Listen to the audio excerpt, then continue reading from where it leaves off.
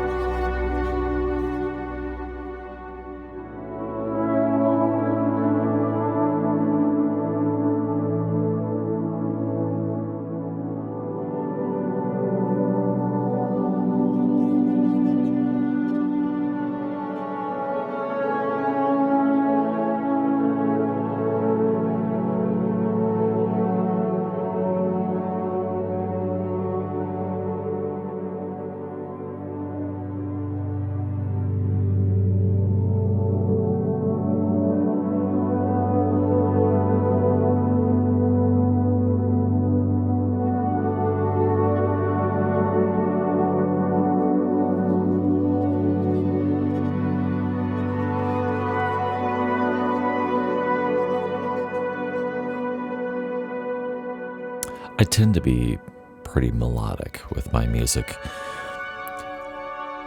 Ambient music has kind of a pretty wide spectrum. I'm under the impression or the opinion of that there's so many different ways to express yourself in ambient music, but as I have been composing over the past, I've been composing for a long time, but ambient music I really started diving into specifically in 2021.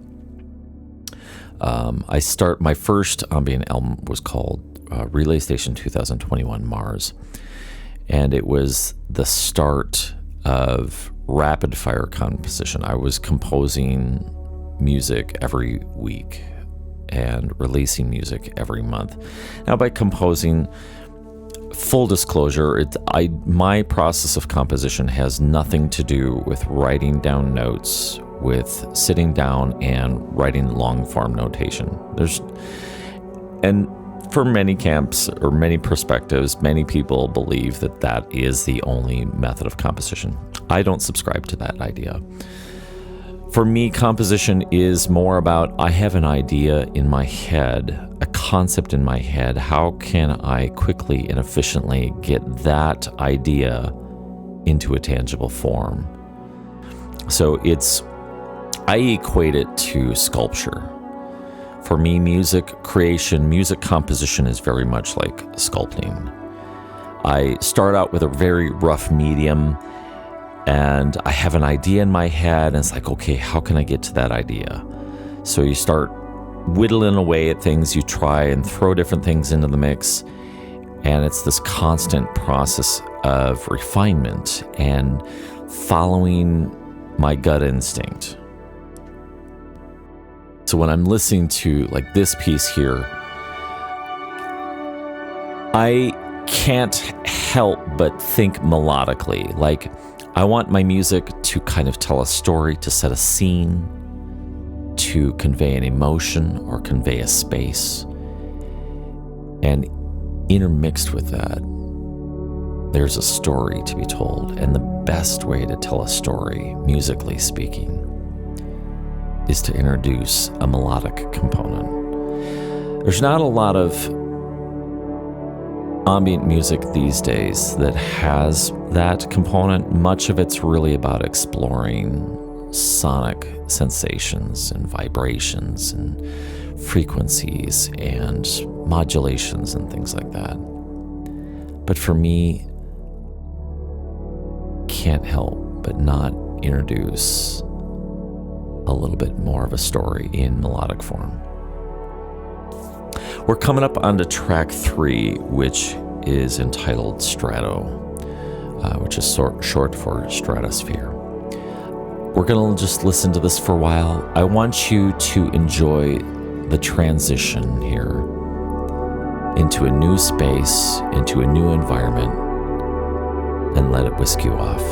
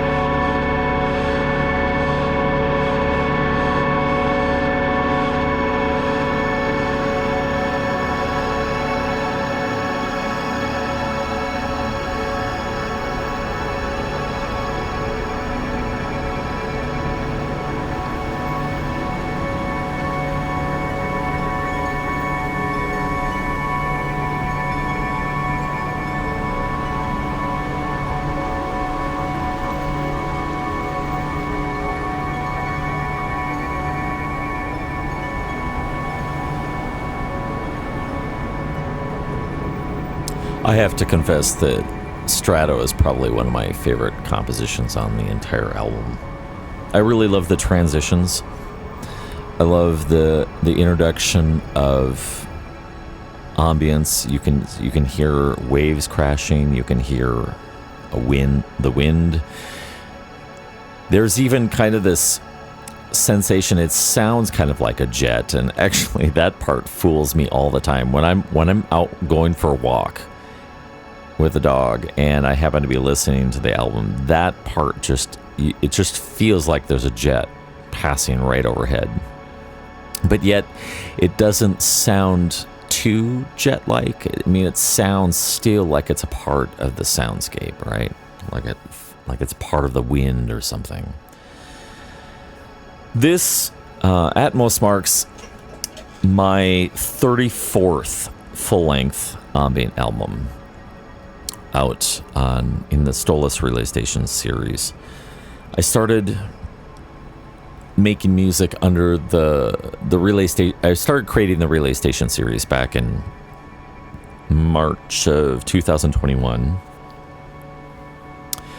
And as I had implied earlier, I was releasing music on a monthly basis. So that marked the first album. So I was releasing at breakneck speed, really. And all of the compositions were, or actually most of the compositions were improv pieces. There were probably about maybe 2 or 3 dozen compositions that I pieced together if that makes any sense. Whereas the other was just like, all right, I really like this sound. I think I know how I want to start. I don't know how it's going to end, but we're just going to go with it and see where the journey takes me. And that, by and large, has been much of the Relay Station album series up until there was a shift around the time that I had started making music for, I want to say, which album was it? Or, well, we'll put it this way. Around February of 2022, after about a year of releasing all of these improv tracks, I started introducing more of a structured sense or structured arrangement to my compositions. Putting more thought into them, putting more intentionality instead of just kind of riding the wave, which there's nothing wrong with that. In fact, I highly encourage it if you're a musician and you have not experimented much with improv. In the privacy of your own studio space, your own rehearsal space, I encourage you to try it out. Just improvise, and it doesn't have to be anything perfect or fancy. It's really an exercise in exploration, in being willing to try new things, being willing to step out of your comfort zone. And from personal experience, the more that I've tried this, the more that I have made it a part of my weekly discipline to work on improv music or work on the improv process. It's made me a much stronger musician, and it's also provided me the liberty and the mental fortitude to just launch out and to not be afraid of the unknown, to not be afraid of the fact that I don't have a plan. And I'm just taking it literally one step or one set of notes at a time. So that's what some of these compositions are. Like this particular composition here, as it's kind of bleeding into the next track, which is right now track 4, and that's Mesosphere. This is really all about the slow blur and the transition from different note combinations, different chordal combinations, and taking time to just slowly contemplate how these things feel with one another. Like, what happens when you add this note? How does it change the resonance? How does it change the frequency modulation between different combinations. And so music becomes very exploratory. And for me, that's a great deal of fun.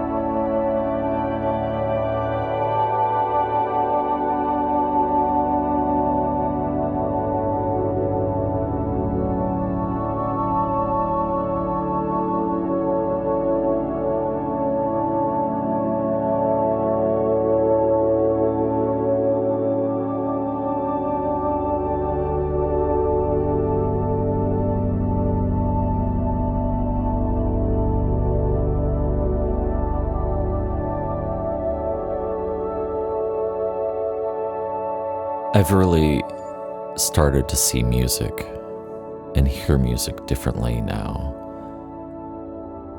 much differently than I have in the past. Now I see music as this rich experience. It's funny because ambient music, traditional or real ambient music, at least according to Brian Eno's definition, is music that is simultaneously ignorable as it is entirely interesting. You have this freedom and flexibility to simply throw it on as background music for while you work or study or meditate or rest. Yet at the same time, it can be absolutely remarkable when you listen actively, when you become an active listener in the music, when you are engaged with it, you follow every transition, you follow every resonance, you feel it in your body, feel it in your mind. And I feel that when you explore music this way, as an active participant, as an active listener, you experience music much more like, I would say, the composer, whoever wrote the piece. Because as a composer, as a musician, when you're creating, of course, you are the active participant in this process. But as the listener,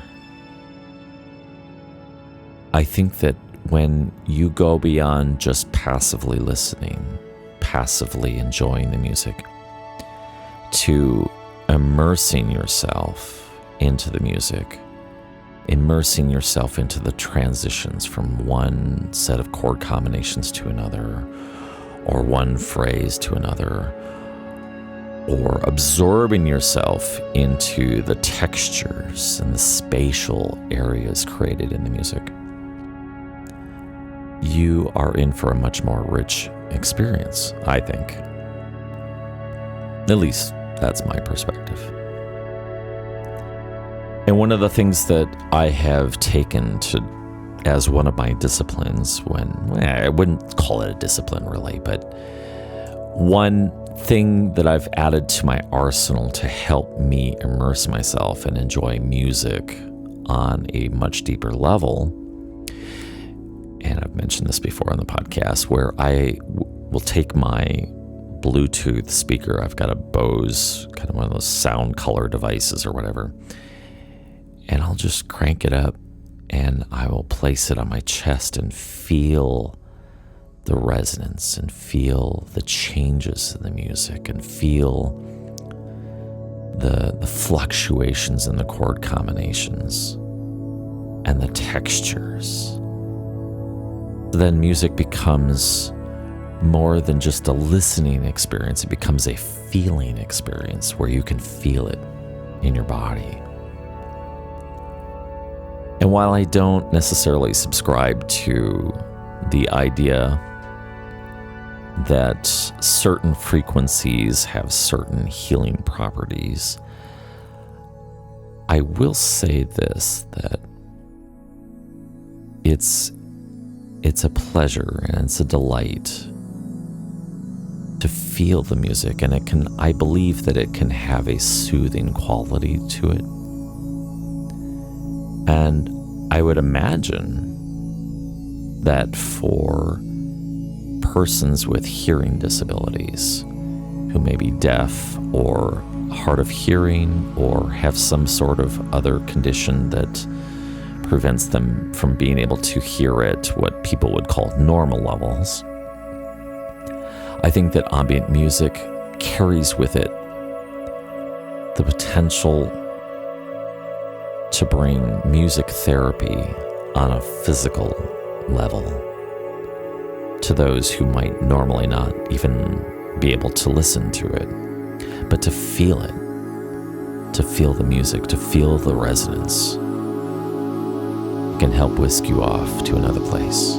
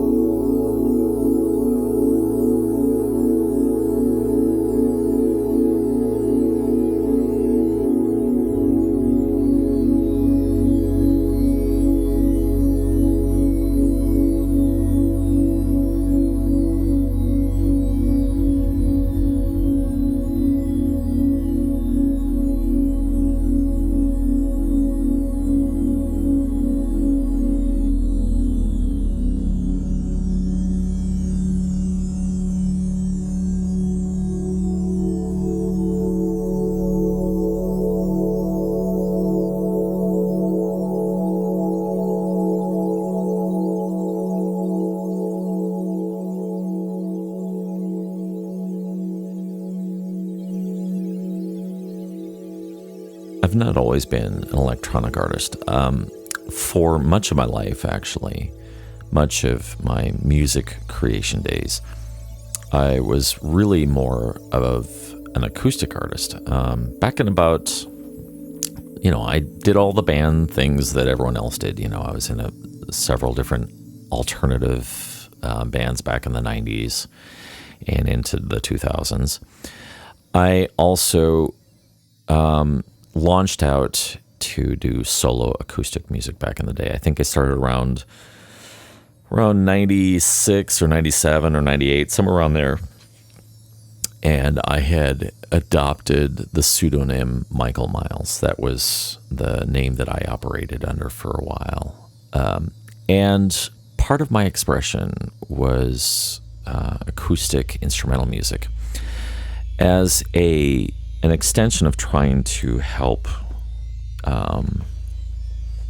foster creativity. I had, back in the day, set out to do what I had called acoustic sketches. Every day I would sit down and record anything that I could come up with in short order. And my limitation, of course, was that whatever I recorded, I had to finish that evening. This was not up for debate.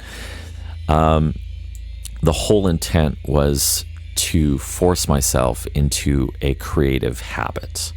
When I had started that experiment, I literally sat down with my phone in my bed with my guitar, and I recorded a short 1.5-minute piece on my phone, and no frills, and it sounded terrible. Oh my gosh. And I felt awkward, and it felt weird, and it kind of felt weird like for the first week or so. But with any new habit, you start to cultivate the strength and the discipline and the patience to start creating on a level that you have not created before. So I still set within myself a limitation. So practically speaking, I did not have all the space in the world to just create music the way I wanted to. I had a small 6-foot by 6-foot space that was my space to make music. We were in this tiny, tiny, tiny house, and we had a toddler and a newborn baby. My wife and I did, and so it was really all about space for the kids, space for us, and then I just had this little leftover space, a corner in our house, in this tiny house that we lived in for a while. And so I had this natural limitation, and sometimes when you place limitations upon yourself, whether it's self-imposed or it's just imposed upon you because that's reality, if you embrace the challenge, you can tap into a level of creativity that you've not known before. And you can find deeper ways of exploring music creation within your limitations. So I tried different things. With my acoustic guitar, I used a tennis ball on the face of my guitar for kind of that kick drum sound. I also, of course, had little egg shakers. Who doesn't, right? Different varieties of shakers. I used jazz brushes on the bottom side of a tin wastebasket, and so that was kind of like a brush style hi-hat and snare combo, and that worked beautifully. And then I did record a little bit of other instrumental stuff to go with it, but most of it was acoustic based instrumentation, and I recorded it all on GarageBand. And after a couple months of doing this, I really felt myself growing as a musician because of this construct. I had a limitation of space, a limitation of what was available to me. And from that, it really drove me into a much more deep creative space, I would say.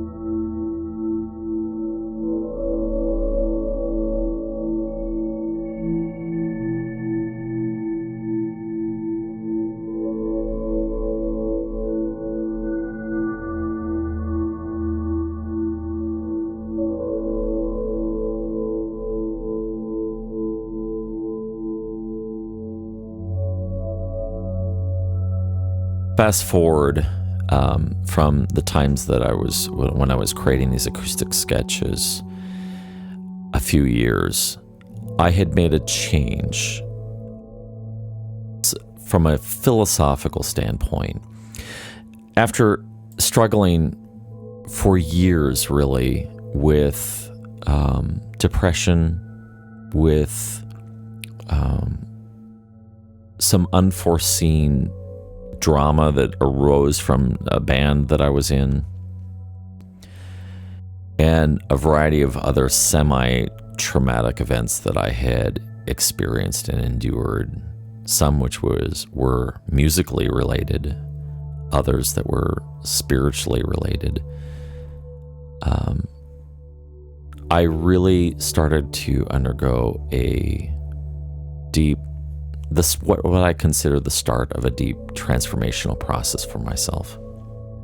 For years, I had been sold the idea that the trajectory for any musician, any music creator, that was, you need to create music, get out there, play shows, draw enough attention, get signed by a record label, continue to release more albums, start to tour.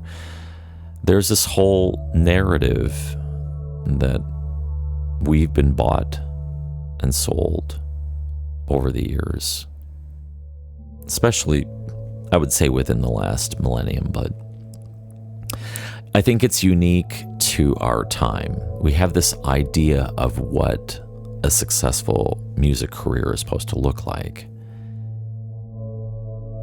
But I feel that we've been sold a bag of goods that's not realistic, and it's not entirely sustainable. So for me, I had encountered Stoicism in 2019, and I was in a place of desperation, really. I was angry all the time. I was frustrated with life, frustrated with all of the things that I could not control. I was prone to just fits of rage in my car driving to work, and I was just really just angry at the world, and I was angry at myself, and I just felt like I was spiraling out of control. That's when I came across Stoicism. Stoicism, and I won't belabor this point, but this one major kernel of truth broke through, and it's called the dichotomy of control. It's understanding the difference between what is within your control and what is not. The things that are in your control, that would be your thoughts, your opinions, your actions, your speech, pretty much the stuff that comes out of your brain and out of your mouth and out of your extremities. You and most of the things about you Not all, but most of the things about you are in your control. The things that are outside of your control are infinite. It's by contrast, there is so much. You can't control what other people think. You can't control their opinions, their perspectives. You can't control their actions. You can't control the weather. You can't control politics. You can't control your future. You can't control your past because your past has already happened. And when I started to go through these mental exercises, evaluating all of the things that I didn't have control over and thinking about the few things that I did have control over, I decided to try something. So I took this idea, the dichotomy of control, and I applied it to my music. At the time, I was not making music. In fact, it had been nearly, I want to say about 5 to 7 years had passed and I was not making any music at all. I thought about selling all my instruments. I thought about just closing it all up and simplifying my life and focusing on just my family and focusing on my job.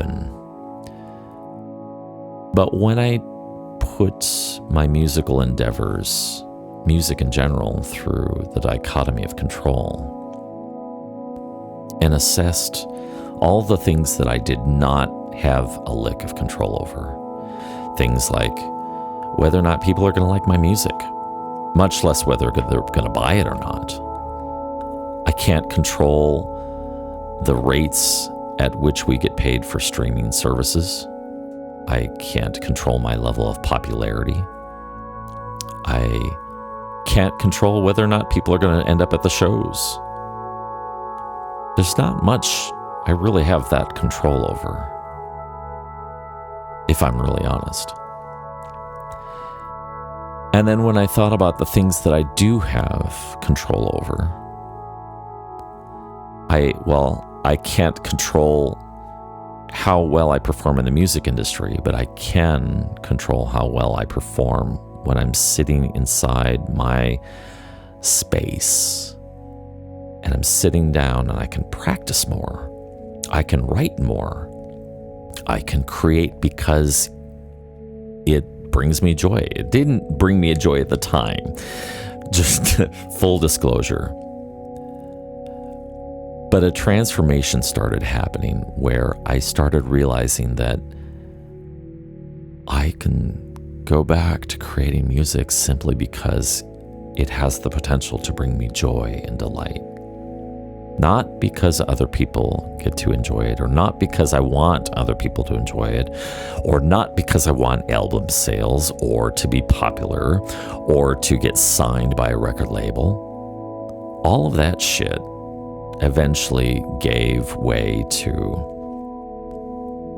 let's just create because we can. Let's create because it's a part of who I am. And to not go through life without creating is a less fulfilling life. It's lacking some of the potential.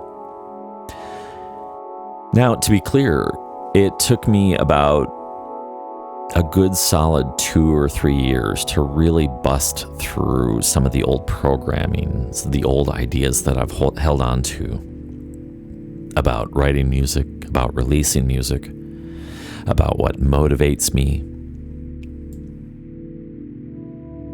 And I've finally found this space, this sacred space where I get to create. I get to decide what kind of environment that I want to establish or to bring into the world. So, through the process of sound experimentation and toying around with different instrument settings and presets, affecting different parameters, trying different chord combinations, different patterns, I get to explore, I get to create, and I get to build a musical world that did not exist before.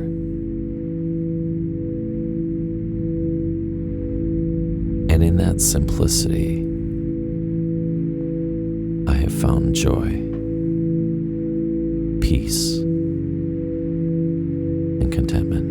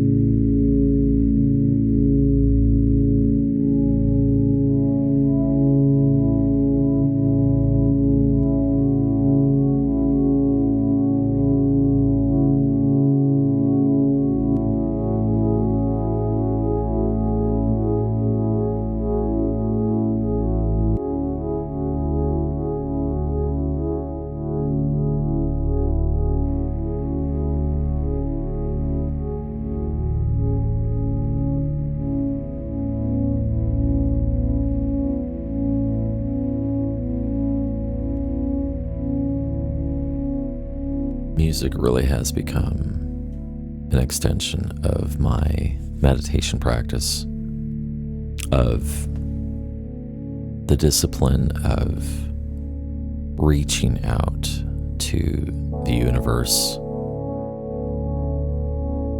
to observing life around me, to observe humanity, observe myself, to observe nature, our choices, to observe truth from many different perspectives, not just my own. And I have to say that as a musician, for the first time in my life, I don't care if I ever get signed. I don't care if I'm ever popular, or if people like my music. All of that has become entirely irrelevant to me. Now it's more about how can I tune myself, tune my body, tune my mind, tune my consciousness to the world around me, to nature, to the cosmos, to the universe. How can I tune myself in and listen?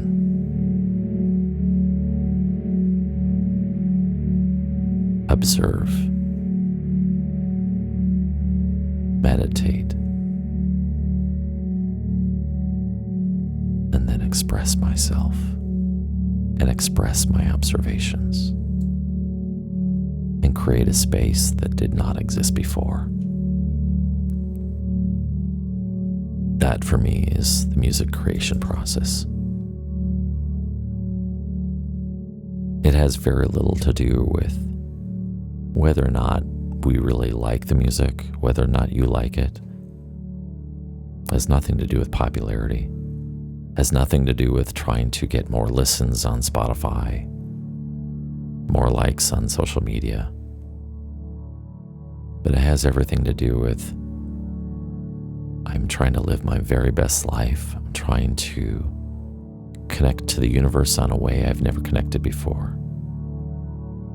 And music is a wonderful vehicle to help take me there.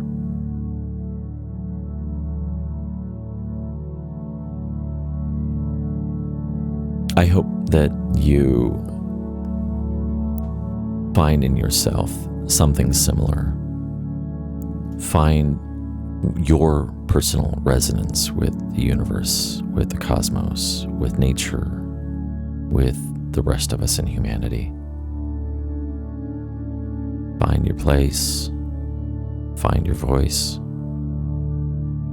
and fine-tune your place in your connectivity to everything around you. Let's listen to the remainder of the tracks, shall we? This track that we're listening to right now is called Magneto, or short for Magnetosphere, which then bleeds into ATMOS 2. Thank you for listening. I hope that you enjoy the rest of the music here. You've been listening to Ambient Discourses, conversations with musicians and composers who create musical experiences and sonic landscapes. Thank you for listening.